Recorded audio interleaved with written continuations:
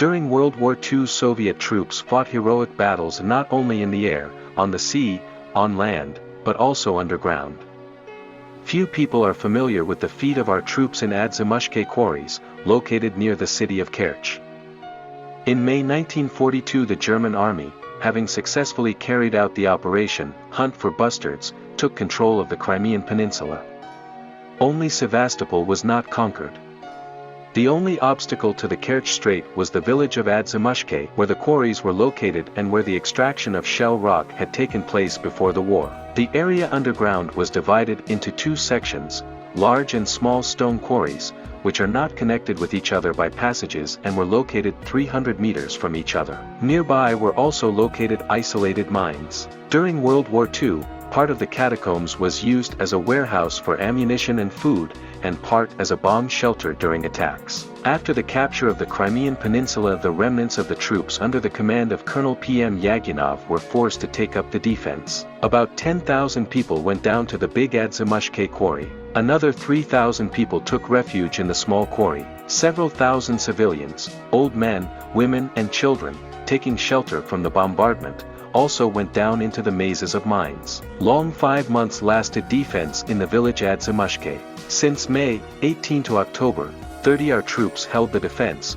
being underground without water and food. During first days there were active fights as the underground garrison fought back the enemy. After 8 days the Germans carried out the first gas attack, previously having closed the largest exits from the quarries. During one attack about 1,000 people were killed, an equal number of people were taken prisoner when they ran out to get a breath of air. Every day from 10 a.m. to 6 p.m. the gas machines worked, destroying people. But in between attacks, the residents of Adzhimushkay managed to build a kind of gas shelter. By this time only 3,500 defenders had managed to survive.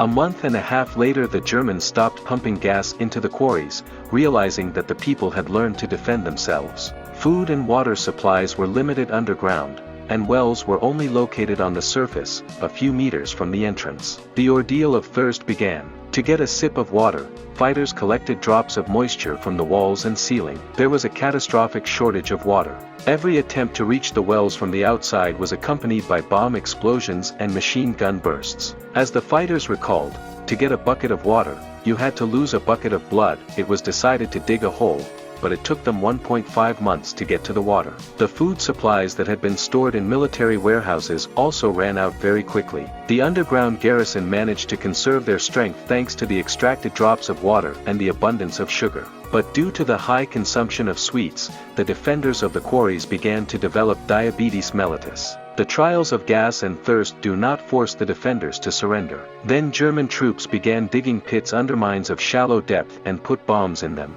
The explosions of these bombs caused rockslides in the quarries, under which the residents of Adzhimushkay were killed. Remaining defenders of the garrison learned to listen, react to the slightest rustle, constantly making detours through the tunnels to hear the Germans making digging.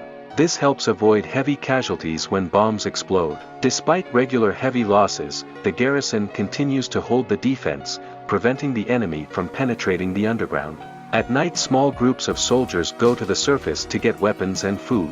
Until the beginning of August, the defenders of the quarries conduct the defense. But gradually the strength is leaving people. There is not enough water and food and they run out of ammunition. The temperature in the mines never rises above 11 degrees Celsius. People fight in complete darkness, only occasionally illuminated by the light of torches in the catacombs. Exhausted from exhaustion, the Soviet soldiers continue to fight off the Nazis, but the forces are not equal. Learning that Sevastopol fell, the fighters realized that there is no hope for salvation. On October 28, the soldiers of the underground garrison put up their last stand against the Nazis. At that moment, 26 people survived in the catacombs. The defense of Adzhimushkay quarries lasted for 170 days. At the site of the fortress Adzhimukha in 1966 established a museum, a symbol of courage and fortitude of the Soviet people in the fight against the Nazi invaders.